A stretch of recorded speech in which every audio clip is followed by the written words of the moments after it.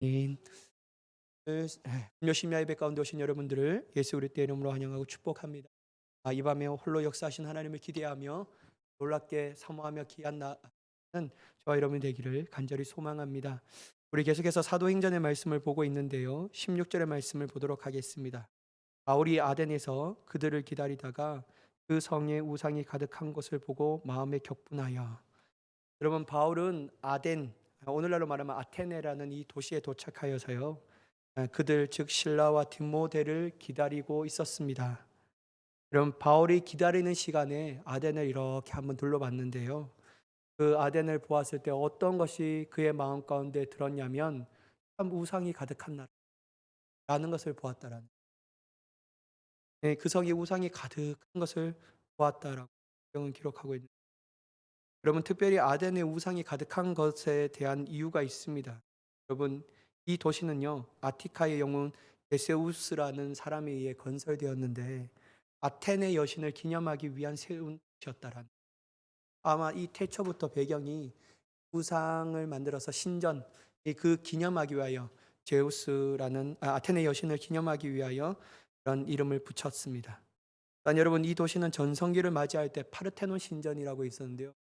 저는 이름만 들어보고 교과서에 그냥 사진만 보았는데 꼭 한번 가보고 파르테논 신전이라는 곳에 있는데, 거기에서 수많은 사원과 건축물들, 이러한 수많은 건축물과 사원들이 많이 있었다라고. 그러니까 여러분, 얼마나 우상들이 많겠습니까? 여러분, 이 아덴이라는 도시는요, 어떤 것이 특징이냐면 문학과 철학과 수사학 등이 꽃을 피웠다. 그래서 여기 그게 무슨 학파, 그런 학파들이 참 많이 생길 정도로 문화도 지식 충만한 도시 중에 하나였습니다. 잘 알다시피 민주주의의 기초가 내리기도 한 도시였다라고 알려지고 있습니다. 그럼 바울이 그 도시를 방문했을 때, 물론 그때는 찬란했던 영광은 다 사라졌습니다. 그때는 전에 받았던 찬란한 영광은 다 사라졌고요. 하지만 그 화려한 명성은 계속 있었으므로 말미암아 그 도시민들의 자부심이 대단했다라는. 여러분, 이러한 상황 가운데 바울은 아덴에 있는 수많은 우상을 보고 말할 수 없는 마음의 격분이 생겼다라고 성경은 기록하고 있는데요. 여러분, 이 격분이라는 단어를 뜻을 아십니까?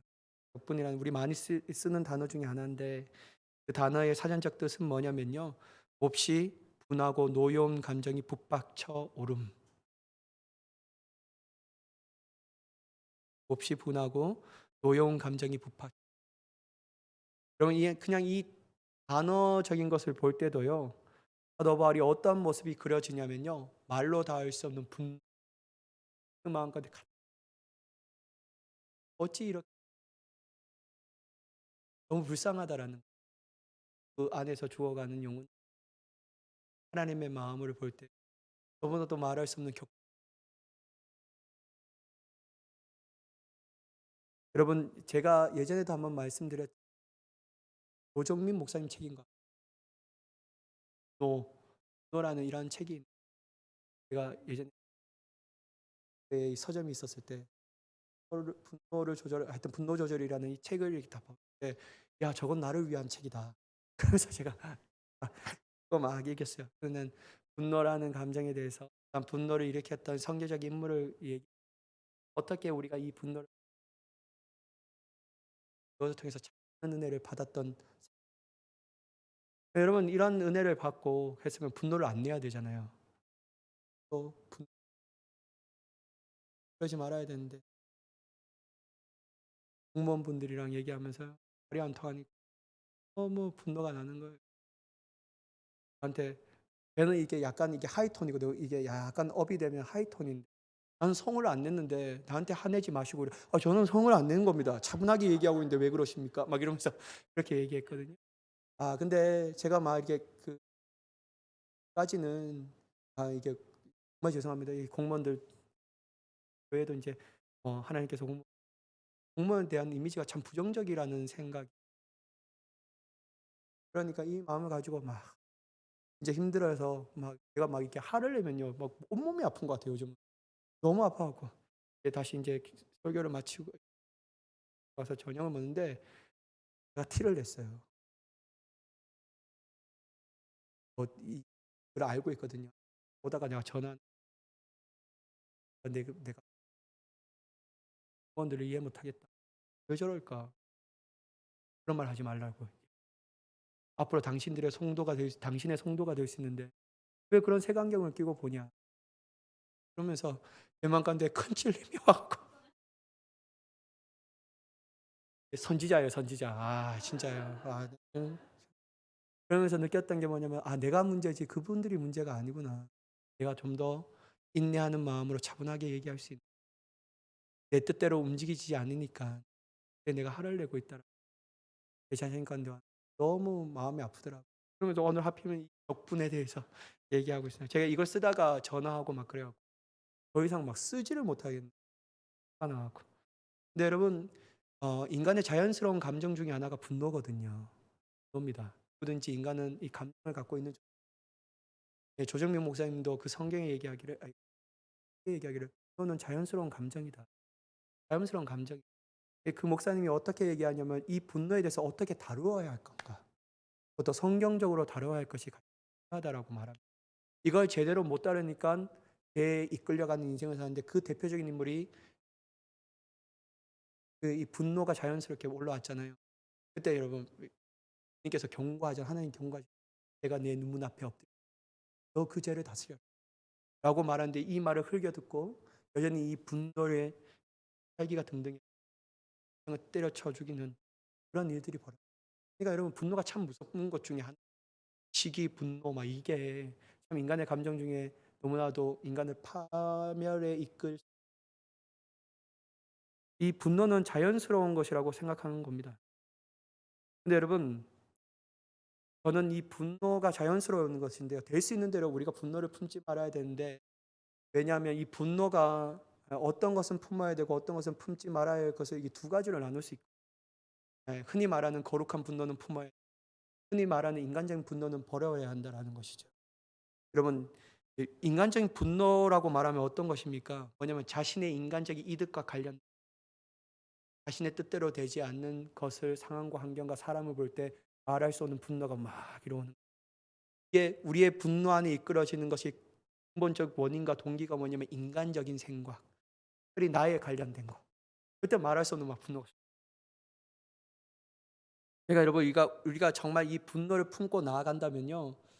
이건 정말 하나님이 원하시는 걸까? 생각해 봐요. 적어도 인간적인 분노는 하나님이 그렇게 원하시는 것 같지는 않아요. 왜냐하면 가인에게도 너 좀 다스라고 말하는 것처럼 여러 성경의 인물을 통해서 되지만 그런 것을 우리가 자연스럽게 볼 수 있어요. 사울 또한 그 분노를 이기지 못하고 막 다윗을 향해 창을 던지고 그러잖아요. 근데 여러분 될 수 있는 대로 인간적인 분노는 좀 피해야 되고요. 근데 우리가 품어야 할 분노가 있는데 그게 뭐냐면요. 바로 거룩한 분노라. 이 거룩한 분노는 자기에 인한 문제로 인하여 관련된 것은 아닙니다. 철저하게 하나님으로 인하여 오는 분노. 이게 뭐냐면 하나님의 진리의 말씀이 다른 사람들로 인하여 조롱을 받을 때 우리는 거룩한 분노를 품어야 한다라는 것이요. 그러니까 여러분 참된 복음이 다른 사람들로 인하여 변질되고 있는 이 광경을 보면서도 분노내지 않으면 안 된다. 그러니까 여러분 하나님의 말씀이 어그러진 이 세상의 주관자들로 인하여 하나님의 뜻에 전면적으로 왜곡되는 일들이 벌어지고 있는 것에 가서 많은 그리스도인들이 침묵한다면 하나님은 더욱더 아파하지. 그래서 여러분 저는 이게 침묵할 수 없다라는 생각이 정말 오늘 이 시대는 기독교의 가치관이 어떻게든 이 세상은 기독교의 가치관을 무시하려고 하는 시대에 살아가고 있다. 이 대표적으로 뭐냐면 동성애라든지 그러면 이 동성애에 가진 이 문제를 향하여 아무리 신학적으로 변명하고 합리화시키려고 해도 하나님의 말씀에 비춰봐서는 그럼에도 불구하고 다수의 거기에 대하여 침묵한다면 하나님은 얼마나 아파하고 라는 생각이 제 머리 가운데 막 드는 거예요. 그래서 여러분 인간적인 분노는 다 벗어버리고요. 우리의 품어야 할 분노가 뭐냐면요. 하나님의 말씀과 진리의 나라에 대한 그것에 대해서 사람들이 조롱하고 내가 내 이게 다가오는 뭐랄까 불이득에 생각하여서 정말 무서워해서 피하는 인생이 아니라 우리는 침묵하지 말고 담대하게 주님 해야 될 줄 믿습니다. 여러분, 오늘날 많은 그리스도인들이 자신을 위해 분노는 쉽게 냅니다. 여러분, 정작 하나님의 나라와 그분의 의에 대한 분노, 왜 그렇게 내지 않느냐면, 저희 이걸 쓰면서 곰곰이 생각하는데, 첫 번째 뭐냐면요, 내 자신의 이익과 상관없다라는. 여러분, 인간이 가장 분노내는 지점이 어딜까요? 제가 생각할 때 이 긍정적인 문제에 대해서 분노가 엄청나고, 그러니까 내가 사기를 당하거나 그 사람 나를 기만하거나 어떤 것에 대해서 했을 때, 이때는 참지 못하고 막 분노를. 왜냐하면 이 돈에 대한 관련, 제가 눈 감고 지나가. 근데 여러분, 이러한 모습은 하나님이 절대로 원하시는 모습. 근데 여러분, 정말 모든 사람들이 정말 주님에 위해서 그런 일을 하는 우리 사람들에게 박해하고 핍박, 주님에 있는 사람들이 정말 외면하고 모른 채 한다. 내가 뭐 상관없어. 사람은 저 사람들의 사고 치부한다면, 하나님은 정작 이러한 우리의 모습을 갖고 얼마나 눈물을 흘리고 계시. 여러분, 그러므로 여러분, 우리는 하나님의 영광과 나라를 위해서로는 그 거룩한 분노를 품고 주님을 위하여 일할 수 있는 자가 되어야 돼요. 여러분, 단 한 가지가 뭐냐면, 이 거룩한 분노를 품었잖아요. 거기서 좋아요. 그러면 이 거룩한 분노를요, 어떻게 표출해야 될까가 첫 번째, 인간적인 분노는 될 수 있는 대로 가지. 자연스러운 감정이면, 일단 거룩한 분노를 품었는데 그 거룩한 분노를 표현하는 방법에 있어서 어떻게, 이게 또한 우리에게 주는 가장 중요한 문제거든요. 여러분, 사도 바울은 말로 닿을 수 없는 우상으로 말미암아 마음의 격분이 되었거든요. 다시 말해서 거룩한 분노가 일어나는데, 그 거룩한 분노를 어떠한 방식으로 표현하고 그 방식으로 나아갔을까? 여러분, 제 같으면 만약에 인간적인 방법이라면 거룩한 분노를 품었어요. 여기서 오케이, 난 이제 거룩한 분노가 되었으니까 나는 나의 행동하는 모든 것들은 다 합리화가 될 수 있어 라고 말하면, 첫 번째 그가 해야 할 행동은 뭐냐면 신전에 찾아가요. 그리고 세워진 모든 우상들을 때려 부숴요. 여러분, 이게 가장 간단하고 가장 강력한 방법이 아니겠습니까? 인간적으로 생각해도요. 그게 눈에 보이는 황량하게 드러내는 방법이. 여러분, 옛날에 그런 일들이 있었잖아요. 밤에 학교에 있을 때 당군, 그럼 철거하는 것에 있는데 좀 이렇게 가격하게 어떤 사람에게는 그런 모습을 보고 마음을 시원하게 할 수 있어요. 저는 생각할 때는요, 물론 저는 용기가 없어서 그런 행동을 할 수가 없지만, 정작 우리가 한 발짝 뒤에 좀 벗어나서 한 발짝 뛰어 거리를 약간 두면서 볼 때, 정말 저렇게 하는 것이 하나님께서 원하시는 뜻일까? 이건 우리는 곰곰이 생각해 봐야 합니다. 왜냐하면요, 하나님, 우리는 사회라는 이 틀 안에서 하나님의 백성으로 부르심을 받았기 때문에. 그럼 여러분, 우리가 하는 행동의 모든 표출에 주님이 원하시는 모습으로 해야 한다라는 것이죠. 적어도 그런 것은 것 같아요. 왜냐하면 구약 시대 때는 여전히 신전을 떼서 부수고 하는 것이 있었습니다. 이스라엘 백성들에게, 특별히 남유다 가운데 전이 일어났을 때 해파하고 막 이랬잖아요. 그때는 그런 왜냐하면 그때는 여호와 야훼 하나님의 신앙으로 가득한 나라였는데, 그것을 개혁하기 위해서는 그렇게 할 수. 오늘날 이 시대에 살아가고 있는 우리에게는 그러한 인간적인 모습으로가 아닌 하나님의 지혜로움으로 그 모든 것을 감당하는 사람이 되어야 될 줄 믿습니다. 지혜가 먼저라는 거예요. 왜냐하면 하나님의 지혜가 우리에게 있으니까요. 그럼 여러분, 사도 바울은 어떻게 해결했을까요? 그가 하는 것은 뭐냐면요, 만나는 사람들마다 참된 복음의 진리를 전하는 겁니다. 이게 하나님께서 거룩한 분노를 가지고 있는 바울에게 그것을 해결할 수 있는 표현의 방식으로 그의 입술을 열어 복음을 증거합니다. 여러분, 한번 보십시오. 17절과 18절의 말씀을 보시면요, 해당에서 유대인과 경건한 사람들과 또 장태에서는 날마다 만나는 사람들과 변론하니, 어떤 에피쿠로스와 스토아 철학자들도 바울과 쟁론할세, 어떤 사람은 이르되 이 말쟁이가 무슨 말을 하고 있느냐 하고, 어떤 사람은 이르되 이방 신들을 전하는 사람인가 보다 하니, 이는 바울이 예수와 부활을 전하기 때문에. 그러면 사도 바울은 분노가 일어났어요.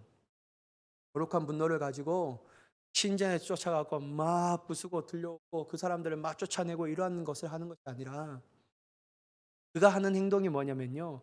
영적으로 어두워진 그들에게 참된 빛인 생명의 복음을 전하여 그들이 하는 모든 행동이 잘못되어서 그 우상을 벗어버리고 주님께로 돌아오는 것이 가장 현명한 방법이라고 생각합니다. 여러분, 그는 늘 인간적인 방법으로 생각하지 않고 주님의 마음의 방법으로 나아갔다라는 것이죠. 어떻게 해요? 복음을 전하는 거예요. 저도 만나는 사람들마다. 그 복음을 전하기 위해서는 날마다 만나는 사람들과 변론한다는 것. 저는 이 날마다는 뭐 다른 얘기일 수 있지만 그들이 알아듣기까지 계속해서 논쟁하고 변론하는 일들을 수고로이 여기지 않아. 그는 단회적인로 한 번에 전하는 것이 끝내는 것이 아니고요. 계속해서 복음을 전했다라는 인간적인 방법이 아닌 오직 예수 그리스도와 십자가와 부활의 복음을 전함으로 무지하여 우상에 빠진 그들의 영적 상태에서 건져내기를 원했다라는. 그러면 그들 또한 그 우상을 버릴 수. 여러분, 사도 바울을 이제 그 사람들이 데리고 아레오바고로 데려갑니다. 여러분, 아레오바고라는 것은 뭐냐면요, 문자적으로는 법정을 의미하고요, 또는 아레스의 평의회라는 뜻을 가지고 있는데, 특별히 종교와 교육, 도덕적인 문제에 대한 재판권을 행사하던 일종의 권력 기구였습니다. 그것으로 사도 바울을 다. 여러분, 물론 주석가들을 따라 이야기가 나눠지는데 그가 참여했던 아레오바고로는 비공식적인 집회였다, 이렇게 얘기하는 사람도 있고요. 어떤 사람은 법적인 상태에서 진행된 것이었다라고 보는 사람도 있어요. 여러분, 그게 중요한 것이 아니라 어떻든 사도 바울이 그곳에 아레오바고로도 가서 무엇을 하냐면요, 거기에서도 복음을 해야죠. 거기에서 하려면요, 자기 변호를 해야 되는 겁니다. 너희들이 참 어리석다. 내가 이렇게 해서 이럴 수밖에 없고, 내가 이렇게 해서 복음을 전하는 것을라고 얘기해야 되는데, 사도 바울은 자기 변호의 시간을 않고요, 그 안에서도 뭐라고 했냐면 예수의 십자가와 부활을 전하는 것. 이게 참 사도 바울이 대단한. 만약에 저희 같으면요, 좀 봐봐. 내가 왜 이렇게 할 수밖에 없는지. 나는 유대인으로서 내가 복음을 경험하고, 그래서 내가 곳마다 복음을 전하고, 내가 이 안타까운 마음으로 당신을 위해서 살다. 난 당신들을 사랑하고 당신을 좋아하고 이 나라가 다시 한번 주님의 나라로 변화되길 원하고 막 이렇게 주저주저 거리며 나아갔을 겁니다.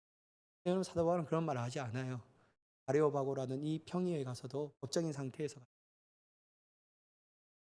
그분이 바로 우리의 구세주, 십자가의 사건과 부활의 사건을 통하여 하나님의 메시아의. 여러분, 이 사도 바울이 볼 때는요, 형식이 어떠하든지 그는 그곳에도 그들을 위하여 예수 그리스도의 십자가 부활을 복음을 전했는데, 한마디로 그는 복음을 포기할 줄 모르는 사람이었다라는, 이 거룩한 분노도 복음으로 해결하려고 했다. 그의 거룩한 분노를 도리어 복음을 선포함을 통하여 하나님의 놀라운 기쁨을 알려주어 우상 숭배에서 벗어날 수 있는 기회로 삼았습니다. 물론 여러분, 듣는 사람들이 반응은 새로운 가르침을 함으로써 궁금하기도 하였고, 또한 여러분 성경을 보면요, 어떠한 이상한 것을 들려준다라고 조롱하는 사람들도 있었습니다. 특별히 여러분, 그들 중에 새로운 것을 말하고 듣는 것에 온 입을 쏟은 사람이 있었습니다. 이는 아덴 사람들의 호기심이 많고도 강박한 생활 태도를 알려주는 모습이죠. 그럼 아덴 사람들이 어떤 특징이 있냐면 늘 새로운 것에 주목했어요. 그럼 늘 새로운 것에 주목했다는 말은 어떤 것을 또한 품고 있냐면요, 쉽게 버린다, 식상해져 버린다. 하여튼 이렇게 했어요. 그래서 여러분 19절의 말씀을 보면 그들의 상태와 환경과 어떠하든지 여전히 사도 바울은 복음을 전하는데요. 19절, 그를 붙들어 아레복으로 가며 말하기를 내가 말하는 이 새로운 가르침이 무엇인지 우리가 알 수 있겠느냐. 그래서 20절, 22절과 23절에 이렇게 말합니다. 바울이 아레오바고 가운데 서서 말하되 아덴 사람들아, 너희를 보니 범사의 종교심이 많도다. 내가 두루다니며 너희가 위하는 것들을 보다가 알지 못하는 신에게라고 새긴 단도 보았으니 그런즉 너희가 알지 못하고 위하는 그것을 내가 너희에게 알게 하리라. 여러분, 첫 번째 사도 바울은 아덴 사람들에 대하여 뭐라고 얘기하냐면 너희는 참 종교심이 많다라는 거죠. 여러분, 이 말을 자세히 보면요, 이 사도 바울이 그들을 칭찬하는 말이 아니었어요. 너희가 종교심이 많다라는 것은 뭐냐면요, 이 시대 때 그가 했던 그 상황 가운데 했던 뜻은 뭐냐면 너희는 어떻게 알지도 못하고 너희가 아로새긴 우상을 만들어서 절하는 이 미신적인 태도에 쩔어 어떻게 이 미신적인 행동에서 여러분, 저희 아내랑 얘기하면서요, 여러분 참 한국은요 알다고도 모르는 나라인 것 같아요. 여러분, 한국에요 샤머니즘이 왜 이렇게 강해요? 무당이 너무 많아요. 점쟁이가 많고요. 그래서 여러분, 오늘날 이 경제가 안 좋고 삶의 문제가 잘 안 풀리니까요, 사람들이 너무 그것에 심취해요. 심지어 청년들까지도 그런 무당, 용하다는 무당을 막 찾아. 내 문제가 어떻게 했습니까? 저는 이 현대인들이 이 과학적인 사고를 하면서 그 모든 것들이 샤머니즘이고 미신적인 걸 알면서도 부적을 가슴에 품고 난 지갑에 넣고 머리에 이렇게 넣고 왜 그런 것을 하지? 라는 생각을 해요. 근데 여러분, 이 세상적인 논리가 뭐냐면 에, 너희도 예수 신을 모시고 있는 거 아니냐 막 이렇게 얘기해요. 근데 한 가지 분명한 것은 뭐냐면요, 경제가 어려우면 사회가 안 좋으면 안 좋을수록 가장 성행하는 것이 뭐냐면 무당이에요. 점쟁이. 왜냐하면 너무 미래가 두려운 거죠. 미래가 두려운 거. 여러분, 믿는 사람들은 미래를 두려워하지 않습니다. 왜 미래가 두려워하지 않는다면요, 하나님이 나의 창조, 하나님은 나를 만드셨다라면, 하나님은 내 인생을 채우. 물론 인간적으로 생각해 보면 두렵고 무섭고 어렵지만 내 믿음을 가지고 주님을 바라보고 두려움과 무서움이 아닌 기대감과 설렘. 하나님 어떻게 역사? 이게 막 저는 뭐 초등학교 때는 왜 그 별자리를 보면서 운세 보는 뭐 그거 막 이렇게 좀 즐겨 찾아보고 저는 이 개띠거든요. 5월 달이 되니까 막 하면서 아이들이 가는데요. 그리고 예전에는 이게 뭐 타로점 이런 거 있잖아요. 저는 그거는 괜찮은 줄 알았어요. 근데 그 타로 막 찾아가고 이런 건 아니라 이렇게 막 TV에서 하는 거 보면서 좋아하고 막 그랬는데 거기에 쏟으면 쏟을수록 우리는 자꾸 귀신에 벗어날 수 없는 이러한 반복적인 죄의 형태에 빠지면 어느 순간 모르게 죄가 우리를 속박하게 돼요. 그리고 우리는 죄의 노예가 돼버립니다. 여러분, 이 아덴이라는 사람도 계속 그게 반복적인 형태. 이때 여러분, 사도 바울이 하나님에 대해서 말합니다. 24절과 25절의 말씀인데요. 우주와 그 가운데 있는 만물을 지으신 하나님께서는 천지의 주제시니 손으로 지은 전에 계시지 아니하시고 또 무엇이 부족한 것처럼 사람의 손으로 섬김을 받은 것이 아니니 이는 만민에게 생명과 호흡과 만물을 친히 주시는 이십니다. 여러분, 이 말이 뭐냐면요, 너희의 지은 전에 이게 딱 모실 수 없다라는 게 뭐냐면 하나님은 한 곳에 가둘 수 없어요. 왜냐하면 하나님은 창조주 하나님이시기 때문에 온 우주에 편재하시는 하나님이시라는 사실을 얘기해요. 그러니까 여러분, 사도 바울이 24절과 25절에 강조점으로 얘기한 게 뭐냐면 하나님은 너희의 섬기는 신들과 다른데 왜냐하면 하나님은 창조주 하나님이시라는 거예요. 온 우주와 만물을 만드신 하나님. 이걸 얘기하고 있습니다. 두 번째는 뭐를 얘기하냐면요, 바로 이 하나님이 만민에게 생명과 호흡을 친히 주시는, 즉 다시 말해서 생사하복을 주관하시는 분이시라. 그러니까 제발 너희가 인간이 만들어낸 그 신전 앞에서 우상 앞에서 절하지 말라는 거예요. 그거는 너희의 생사하복을 주관하는 사람이 아니라는 거죠. 정말 그런 신이 아닌데 오직 만물을 지으신 하나님께서 인간을 운행하실 때 생사하복의 주권적인 역사를 가지고 주님의 뜻대로 행하신다라는 사실을 사도 바울이 힘주어 얘기하고 있다는. 또한 여러분, 더 나아가서 이 하나님 어떤 분이신가를 얘기하는데요. 그가 시간을 만드셨다라는, 그다음에 사람을 시간의 흐름 속에 살게 하셨다라는, 또 나아가 모든 민족들이 살 수 있는 공간적인 경계까지 정하셨다라는. 이 말을 하는 이유가 있습니다. 뭐냐면 하나님이 온 우주와 만물을 다스리시는 분이시고 심지어 하나하나까지도 하나님의 섭리와 계획하심이 아니고서는 이루어지지 않는다라는 사실을 분명하게 얘기하는 거예요. 그러니까 여러분, 너희가 선했던 제우스 신이라든지 이런 신과 전혀 다르다라는 사실을 분명하게 말하고 있습니다. 여러분, 또한 26절에 보면 인류의 모든 족속을 한 혈통으로 만드사 온 땅에 살게 하시고 그들의 연대를 정하시며 거주의 경계를 정하셨으니, 여러분, 하나님께서 이렇게 하신 이유가 무엇이냐면요, 하나님을 더듬어 찾아 발견하게 하기 위해서 그렇게 하셨다라고 사도 바울은 말합니다. 여러분, 영적인 어둠의 상태에 있는 그들이 믿고 따르던 신들은 오히려 그들을 더 깊은 절망 속에 몰아넣고 있습니다. 심지어 여러분, 우리가 잘 알다시피 예전에 이러한 우상들에는 인신 제사도 서슴없이 했잖아요. 왜냐하면 이 사람의 제물을 받으시면, 근데 하나님은 절대로 그거 하지 말라는 거예요. 이게 좀 다르죠. 왜냐하면 왜 하나님 그거 하지 말라고 하셨을까? 왜냐하면 인간을 창조, 하나님의 형상대로 지음 받으신 분이기 때문에, 받은 자이기, 그것은 어떠한 것보다도 존귀하다라는 사실을 분명.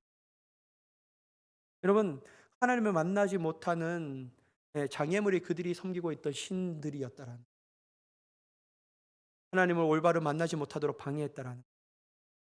그럼에도 불구하고 사도 바울은 뭐라고 얘기하냐면 27절의 후반부에 그는 우리 각 사람에게서 멀리 계시지 않. 내가 말하는 이 하나님 위대하지. 정말 하나님이 천지와 우주를 만드시고 시간도 만드시고 그 시간에서 사람을 살게 하시고 특별히 사람을 살게 하는 공간 또한 정해 주셨고, 또한 온 우주와 만물을 창조하신 하나님이 너희에게만 멀게만 느껴지는 분이 아니라 너희 안에 계시고 너희와 함께 하시는 분이신 걸 얘기하는 거죠. 여러분, 특별히 사도 바울은 우리를 하나님의 소생이 되었다라고 말합니다. 이것은 어떤 말로 대체할 수 있냐면요, 하나님의 형상대로 지음을 받은 자라는 것을 의미한다라는 거예요. 그러므로 지금 너희가 했던 행동, 즉 다시 말해서 금이나 은이나 돌들이 인간을 창조한 것이 아니고 인간보다 어떤 뛰어난 신적 존재도 아니라는 사실을 분명하게 말하고 있습니다. 다시 말해서 사도 바울은 이제 확실한 증거가 우리에게 주어졌다고 말하는데, 그 증거가 바로 예수 십자가와 부활이라는 것이죠. 이것을 너희가 알기를 원합니다. 그래서 여러분, 이 확실한 증거가 주어졌기 때문에 예전에는 이 확실한 증거가 주어지지 않을 때는 간과하였을 줄 모르지만, 하나님의 확실한 증거를 주신 이후로는 하나님이 특별히 모든 사람들에게 명하사 회개하라라고 말씀합니다. 사랑하는 여러분, 우리는 철저히 하나님을 창조주 하나님, 그리고 인간의 생사화복을 주관하신 하나님을 믿어야 될 줄 믿습니다. 모든 것을 운행하시는데요, 하나님은 아주 실수가 없으시 한치 오차 없듯이 철저하게 하나님의 방법으로 운행하십니다. 여러분, 이러한 믿음이 우리에게 있다면요, 우리는 다른 어떤 것에 우리의 마음을 빼앗기지 않습니다. 다른 어떤 것을 하나님보다 사랑하는 우상으로 삼지 않는다라는 것이죠. 그것도 분명하게 보이는 하나님의 사랑, 예수 십자가와 부활의 놀라운 증거가 우리 눈앞에 반드시 있기 때문에, 분명하게 존재하기 때문에 우리는 우상을 찾아 쫓아가는 인생이 아니라 더욱더 하나님의 놀라우신 사랑인 증거인 복음으로 들어가는 자가 되는 줄 믿습니다. 여러분, 이렇게 위대한 복음을 전할 때 모두 다 회심하는 역사가 일어났을까요? 그렇지는 않습니다. 여러분, 32절의 말씀을 보면 그들이 죽은 자의 부활을 듣고 어떤 사람은 조롱도 하고 어떤 사람은 이 일에 대하여 내 말을 다시 듣겠다 하니, 여러분, 그들은 예수 십자가 부활의 복음을 들었습니다. 그때 그들 중에 어떤 사람은 뭐라고요? 조롱하였다. 어떤 사람은 이 일에 대하여 다시 듣겠다라고 말하는 유보적인 입장을 취하였습니다. 또한 나머지 몇 사람은 바울이 전한 복음을 믿고 따르는 회심의 사건 또한 일어났다라는 거. 세 가지의 역사가, 세 가지의 방법의 결과가 일어났는데, 첫 번째는 아주 조롱하거나, 두 번째는 내가 다시 들어볼게, 유보적인 입장을 취하거나, 어떤 사람은 그 도를 따르는 사람들. 이렇게 세 가지 종류의 사람들이 결과가 나타난다. 사랑하는 여러분, 우리는 오늘 이 말씀을 통하여 우리는 결단코 믿어야 할 것이 있는데 뭐냐면요, 인간적인 분노를 멀리 던져버리고요, 오직 거룩한 분노를 가지고 하나님 앞에 침묵하는 자가 되지 않기를 바랍니다. 그것보다도 또한 중요한 것이 뭐냐면, 거룩한 분노를 가지고 표출할 때 오직 하나님께서 원하시는 방법으로 할 수 있는 자가 되어야 될 줄 믿습니다. 어떻게요? 주님의 복음으로 말이에요. 내 인간의 관계도 복음으로 풀어야 합니다. 내 자녀들의 모든 문제에서도 복음으로 풀어야 한다는 그밖에 없어요. 여러분, 다른 방법으로는 할 수 없습니다. 눈에 보이는 인간적인 방법은 극히 빨리 일어날 것 같지만요, 도리어 그것이 그들에게 상처가 되고 도리어 그들을 올가매는 올무가 될 수 있다는 거예요. 그러니까 우리가 하는 방법, 하나님의 방법, 그것도 하나님의 가장 큰 사랑인 그리스도의 십자가와 부활의 사건을 가지고 사람들에게 대하고 사람들에게 관계를 가지고 그 모든 일들을 해결하는 우리의 삶이 되어야 될 줄 믿습니다. 그럴 때 여러분, 놀라운 역사가 일어나는 거죠. 물론 다 회심하면 좋겠지만 그렇게 하지 않고 하나님의 선택한 자들을 부르시고 주님의 자녀 가운데 회심하는 놀라운 역사가 일어나게 되는 줄 믿습니다. 이 말은 다시 바꿔 말하면 거룩한 분노로서 그 문제를 표출하고 해결할 때 하나님의 아름다운 열매가 맺혀진다라는 거예요. 인간적인 육적인 열매가 맺혀지는 게 아니라 하나님의 아름다운 열매가 맺어지게 되는 줄 믿습니다. 오늘 우리 모두가 하나님의 놀라운 뜻을 성취하며 나아가는 귀한 하나님의 사람이 되시기를 예수 그리스도의 이름으로 간절히 축원합니다. 기도하겠습니다.